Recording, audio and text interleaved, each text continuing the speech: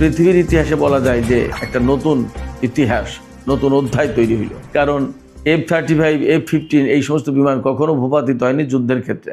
আর 7টা refuelling tanker, বিরাট ব্যাপার, ভাবাই যায় না। তো আপনাদের মনে বা আমার মনেও প্রশ্ন এসেছিল যে এই সমস্ত বিমান ধ্বংসের ক্ষেত্রে ইরান কোন কোন ক্ষেপণাস্ত্র ব্যবহার করেছে। এদিকে ইরানের পররাষ্ট্রমন্ত্রী আব্বাস আরাকচি বলেছেন 40 দিনের যুদ্ধে আমেরিকা বড় রকমের ক্ষয়ক্ষতির মুখে পড়েছে, তাদের 35 এবং F-15 গর্ব ধূলিসাৎ হয়েছে। নতুন করে আগ্রাসন চালালে আরও বড় রকমের সারপ্রাইজ অপেক্ষা করছে আমেরিকার জন্য, তারা অনেক সারপ্রাইজ দেখবে। সুপ্রিয় দর্শক, কী সেই সারপ্রাইজ? আমরা এই সমস্ত নিয়েই কথা বলবো এখনকার ভিডিওতে। আশা করি ভিডিও ভালো লাগবে এবং আপনারা শেষ পর্যন্ত সঙ্গে থাকবেন। আর ভিডিও যদি ভালো লাগে তাহলে লাইক, কমেন্ট, শেয়ার করবেন এবং চ্যানেলটি সাবস্ক্রাইব করে সাথে থাকবেন। দর্শক, চলুন মূল আলোচনা যাই। প্রথমেই যে বিষয়টা আলোচনা করব সেটা হচ্ছে মার্কিন কংগ্রেসে একটা রিপোর্ট প্রকাশ করা হয়েছে। এই রিপোর্ট তৈরি করেছে মার্কিন যুদ্ধ মন্ত্রণালয়, পেন্টাগন, আমেরিকার সামরিক বাহিনী থেকে প্রকাশিত বিভিন্ন গণমাধ্যম আর মার্কিন সেন্ট্রাল কমান্ড। এই 3 দপ্তর বা 3 জায়গা থেকে টোটাল তথ্য কম্পাইল করে এই রিপোর্ট প্রকাশ করা হয়েছে। সেই রিপোর্টে বলা হচ্ছে যে 40 দিনের যুদ্ধে 42টি এয়ারক্রাফট ধ্বংস হয়েছে। কি কি এয়ারক্রাফট ধ্বংস হয়েছে আমি আপনাদেরকে একদম টোটাল তালিকাটা দিচ্ছি। দেখুন, এখানে বলে রাখি যে 42টি এয়ারক্রাফট ধ্বংস করার কথা স্বীকার করা হয়েছে এই রিপোর্টে, তার দাম ধরা হয়েছে $260 কোটি, কিন্তু বাস্তবে সম্ভবত আরও বেশি ক্ষতি হয়েছে।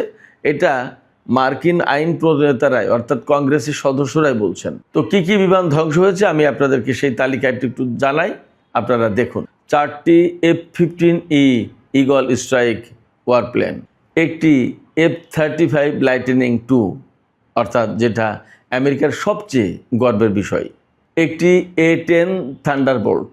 বলা হয় এই বিমান আকাশে থেকেই ভূমিতে থাকা যত ট্যাঙ্ক সমস্ত সব কিছু ব্যাপকভাবে ধ্বংস করে দিতে পারে এই বিমান।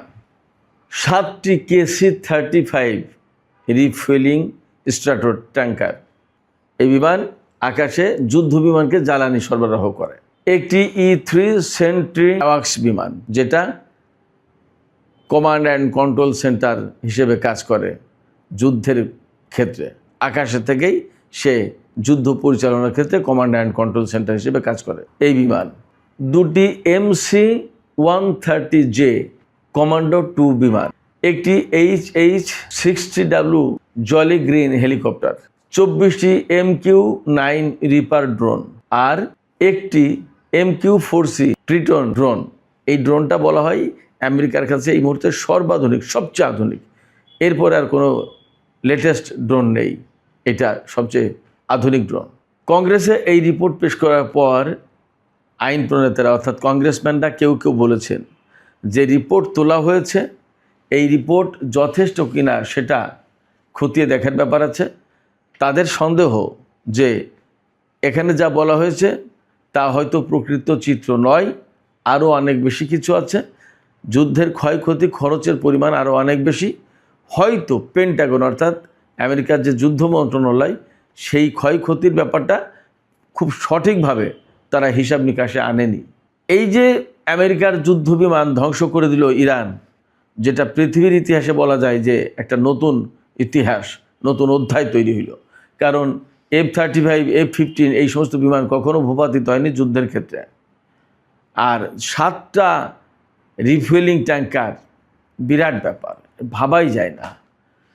তো আপনাদের মনে বা আমার মনেও প্রশ্ন এসেছিল যে এই সমস্ত বিমান ধ্বংসের ক্ষেত্রে ইরান কোন কোন ক্ষেপণাস্ত্র ব্যবহার করেছে।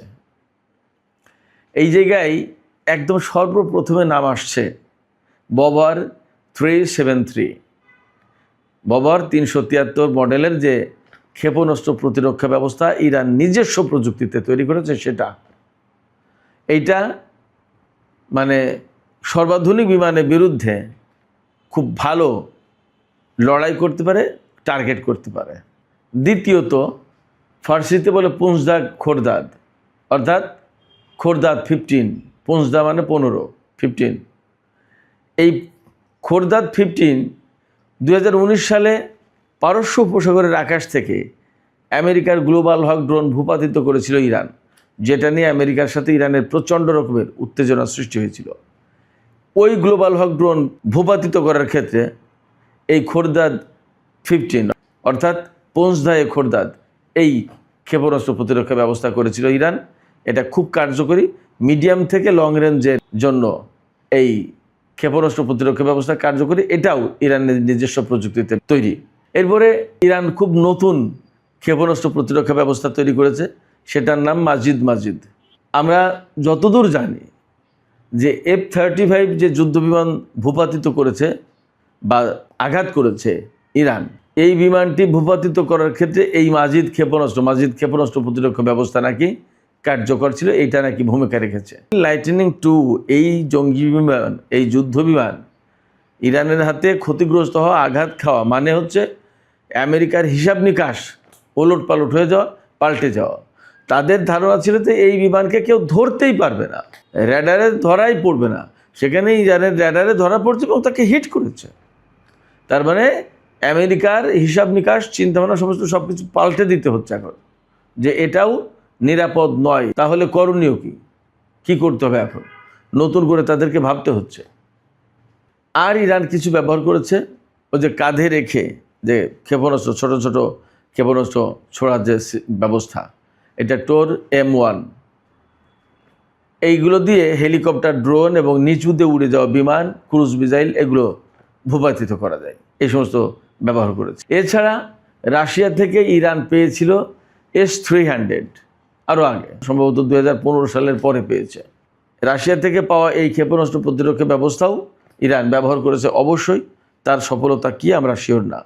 এছাড়া ইরান বিশেষ করে ড্রোন ভূপাতিত করার ক্ষেত্রে, আমেরিকা এবং ইসরায়েলের ড্রোন ভূপাতিত করার ক্ষেত্রে Iran electronic warfare system, GPS jamming system এই সমস্ত ব্যবহার করেছে।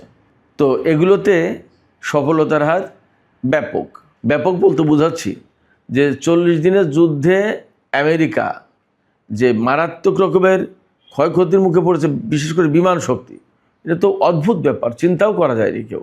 এবং যুদ্ধের সময় কিন্তু এ কথা সব প্রকাশ করেনি। আমি অনেক কিছু বলার চেষ্টা করেছি, বেশ তথ্য দিয়েছি, কিন্তু পশ্চিমা গণমাধ্যম আসলে এই সমস্ত তথ্যগুলো খুব প্রকাশ করতে চায়নি। এখন আর ঢেকে রেখে লাভ নেই, বরং এখন প্রকাশ করে দিতে হচ্ছে এই কারণে যে ডোনাল্ড ট্রাম্পের এই যুদ্ধের কারণে আমেরিকার সামরিক আধিপত্য সারা বিশ্বে ক্ষতিগ্রস্ত হচ্ছে।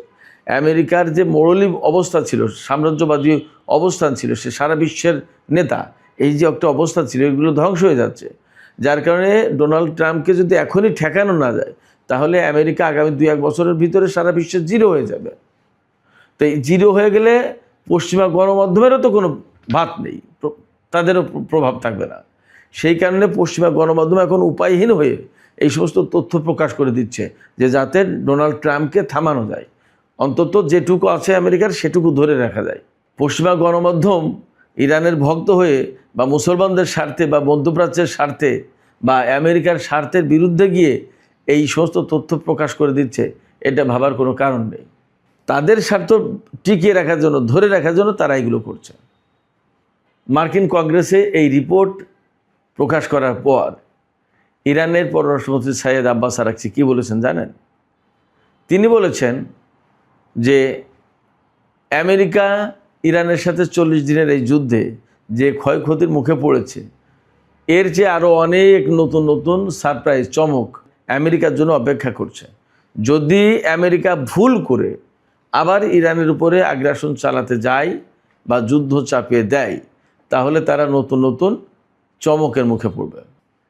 আমি গতকাল, পরশু, গত 2-3 দিন এই সমস্ত কথা বেশ বলেছি। আমি আজকে আবারও একটু বলি। এই যে ইরানের পররাষ্ট্রমন্ত্রী সাইয়েদ আব্বাস আরাকচি বলছেন যে চমক দেখবে, সারপ্রাইজ দেখবে, অবাক, বিস্মিত হয়ে যাবে, তাদের জন্য অনেক বিস্ময় অপেক্ষা করছে। এই তো কথা, কি দিয়ে বিস্ময় দেখাবে? আপনারা নিশ্চিত থাকুন, এইবার যুদ্ধ হলে মার্কিন বাহিনীর অবস্থা আরও ভয়াবহ, শোচনীয় অবস্থা তৈরি হবে। কারণ ইরান কোনো মতেই ছাড়বে না। ইরান এই দফায় জয় পরাজয় নির্ধারণ করার চেষ্টা করবে, আর আমেরিকাকে সুযোগ দেবে না। এবং আমি বলি যে চমক কি দিয়ে দেখাবে? এতে আমার কাছে মনে হচ্ছে যে পরমাণু থেকে শুরু করে ক্ষেপণাস্ত্র ব্যবস্থা বা ক্ষেপণাস্ত্র সব কিছুতেই চমক দেখবে। আর আমেরিকা যদি কোনো কারণে ভুল করে ইরানের ভেতরে স্থল অভিযান চালানোর চেষ্টা করে, খুব বড় রকমের বিপর্যয়ের মুখে পড়বে। ইরানের জনগণ, ইরানের সামরিক বাহিনী, ইরানের স্বেচ্ছাসেবী বাহিনী একেবারে মানে মৌমাছির মতো ভিড়ে ধরবে মার্কিন সেনাদেরকে, উদ্ধার পাবে না। এবং এটা ভাবার কোনো কারণ নেই যে আকাশ থেকে বোমা মেরে সমস্ত সব কিছু সাফ করে দিয়ে তারপরে স্থল অভিযান চালিয়ে ইরানকে একেবারে দমন করে ফেলবে, ইরানকে নতজানু করে ফেলবে। এটা ভাবার কোনো কারণ নেই। ইরান অসম্ভব রকমের শক্তিশালী অবস্থানে থেকে আমেরিকা এবং ইসরায়েলের বিরুদ্ধে লড়াই করছে। এবং এইবার যদি যুদ্ধ শুরু হয় আর আরব দেশের কোনো ভূখণ্ড, ঘাঁটি, মাটি, আকাশ ব্যবহার করে ইরানের বিরুদ্ধে যুদ্ধ করার সুযোগ পায় আমেরিকা এবং ইসরায়েল, তাহলে সেই আরব দেশগুলোকে মনে হয় ইরান রাখবে না, একদম তছনছ করে দেবে। আগেরবার শুধু মার্কিন ঘাঁটিগুলোতেও হামলা চালিয়েছে, এবার আর সম্ভবত ব্যাপারটা সেই পর্যায়ে থাকবে না, এরা আরও বৃহৎ পরিসরে চলে যাবে। কারণ ইরান বারবার বলছে যে তোমরা আমাদের প্রতিবেশী, তোমাদের সাথে আমাদের কোনো দ্বন্দ্ব নেই, মূল দ্বন্দ্ব আমেরিকা এবং ইসরায়েলের সাথে। তাদেরকে তোমরা তোমাদের ঘাঁটি মাটি, ভূমি, বন্দর ব্যবহার করতে দিও না। যদি দাও তাহলে তার পরিণতি ভোগ করতে হবে, হয়তো সেই দিকে যাবে পরিস্থিতি। সেক্ষেত্রে পশ্চিমা গণমাধ্যম, ইসরায়েল, আমেরিকা, তারা সবাই নানা ধরনের উস্কানি দিচ্ছে আরব দেশগুলোকে। এই আরব দেশগুলোকেও বোঝা উচিত তারা উস্কানিতে পা দেবে কিনা, তারা ফাঁদে পা দেবে কিনা। ফাঁদে পা দিলে তারা ক্ষতিগ্রস্ত হবে। আলটিমেটলি পুরো মধ্যপ্রাচ্যের সম্পদ ক্ষতিগ্রস্ত হবে। এখন এই সম্পদ এবং নিজেরা ক্ষতিগ্রস্ত হতে চায় কিনা, ক্ষতিগ্রস্ত করতে চায় কিনা, এই সিদ্ধান্ত আরব দেশগুলোকে নিতে হবে। এদিকে আমি আর একটা কথা বলেছিলাম, মার্কিন প্রেসিডেন্ট ডোনাল্ড ট্রাম্প সিনেটে চ্যালেঞ্জের মুখে পড়েছেন। কেন চ্যালেঞ্জের মুখে পড়েছেন? চ্যালেঞ্জের মুখে পড়েছেন এই কারণে যে সিনেটে বারবার চেষ্টা প্রচেষ্টা চালিয়েও ডোনাল্ড ট্রাম্পের বিরুদ্ধে একটা প্রস্তাব পাশ করা যাচ্ছিল না। সম্ভবত অষ্টমবারের চেষ্টায় এবার পাশ হয়েছে গতকাল মার্কিন সিনেটে। আপনারা সবাই জানেন মার্কিন সিনেট হচ্ছে মার্কিন কংগ্রেসের উচ্চকক্ষ। এই সিনেটে পাশ হয়েছে। সিনেটে রিপাবলিকানদের সংখ্যাগরিষ্ঠতা থাকলেও এখানে রিপাবলিকান 4 জন সেনেটর এই প্রস্তাবের পক্ষে ভোট দিয়েছে, আর একজন ডেমোক্র্যাট প্রস্তাবের বিপক্ষে ভোট দিয়েছে। এই প্রস্তাবটি পাশ হয়েছে 50 ভোট, এগেনস্টে পড়েছে 47 ভোট। অর্থাৎ এই প্রস্তাবের পক্ষে ভোট দিয়েছে 50 জন সেনেটর, রিপাবলিকান এবং ডেমোক্র্যাট মিলে। আর এই প্রস্তাবের বিপক্ষে ভোট পড়েছে 47টা। এর ভিতরে 46টা ভোট হচ্ছে রিপাবলিকানদের, আর একটা ভোট হচ্ছে ডেমোক্র্যাট দলের। তার মানে ডেমোক্র্যাটদের একজন রিপাবলিকানদের পক্ষে ভোট দিয়েছে। তো এই ভোটাভুটিতে কি বলা হয়েছে, এটা হলো মূল কথা। এই যে প্রস্তাব, এই প্রস্তাবে বলা হয়েছে মার্কিন প্রেসিডেন্ট ডোনাল্ড ট্রাম্প কংগ্রেসের অনুমোদন না নিয়ে 60 দিনের বেশি যুদ্ধ চালাতে পারবেন না। এই ব্যাপারে এর আগে কয়েকবার প্রস্তাব নাকচ হয়ে গেছে, সিনেটে পাশ হয়নি, কিন্তু এবার পাশ হয়েছে। এবং সিনেট চেষ্টা করছে প্রতিনিধি পরিষদেও পাশ করাতে।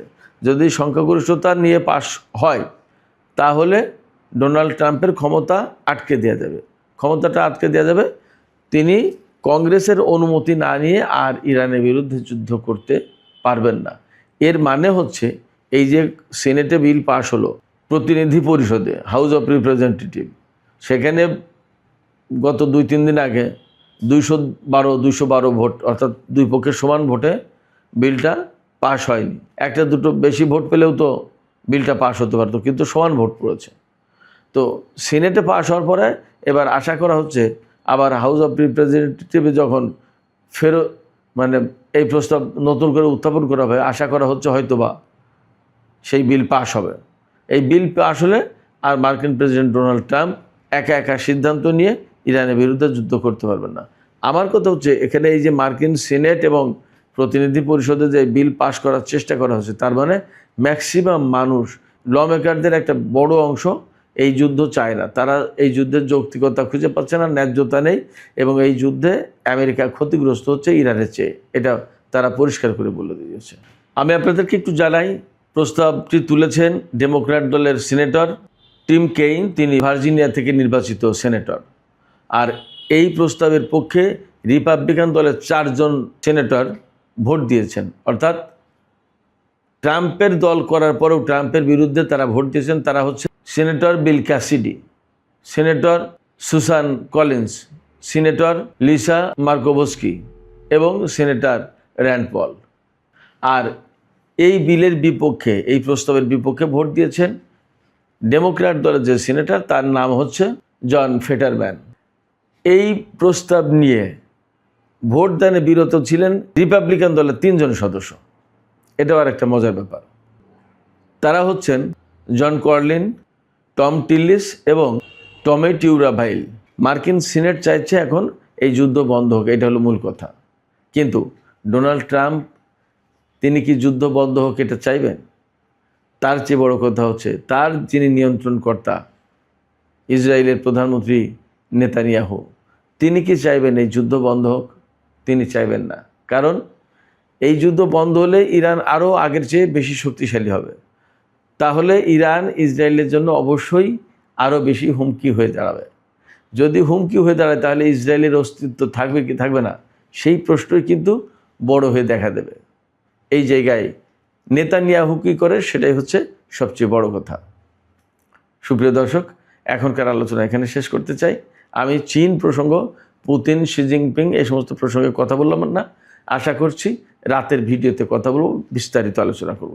দর্শক, ভিডিও ভালো লেগে থাকলে অবশ্যই লাইক, কমেন্ট, শেয়ার করবেন এবং চ্যানেলটিকে সাবস্ক্রাইব করে আমাদের সাথেই থাকবেন।